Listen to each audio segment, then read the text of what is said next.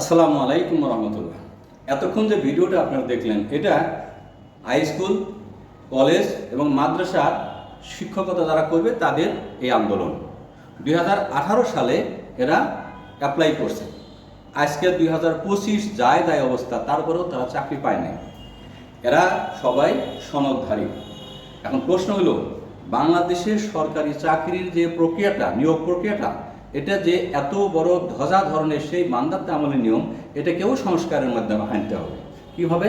বাংলাদেশের সেনাবাহিনী যখন লোক নেয় তখন সকালে লাইনে দাঁড়ায়, বিকালে চাকরি নিয়ে চলে যায়, অথবা দুপুর দিকে চাকরি না নিয়ে তারা বাসায় চলে যায়, তাদের আর কোনো কথা থাকে না। যারা চলে গেল তারা বুঝলো যে হইল না, যারা থাকলো তারা বুঝলো যে আমার চাকরি হইল, বাস কেল্লাফতে।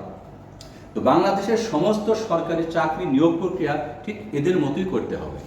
2018 সালে সনদপ্রাপ্ত, অ্যাপ্লাই করা, তারপরে সনদ পাইছে, বিভিন্ন ধরনের পিলি, তারপরে লিখিত ভাইবা সব কিছু দেওয়ার পরেও চাকরি হয় নাই। তাহলে 18 সালে যদি তারা নিয়োগ অ্যাপ্লাই করতে থাকে, তাহলে আজকে 2025, তারপরেও তারা চাকরি পায় নাই এবং তারা চিল্লাচিল্লি করতেই আছে। কি দরকারের ভাই সনদ দেওয়ার?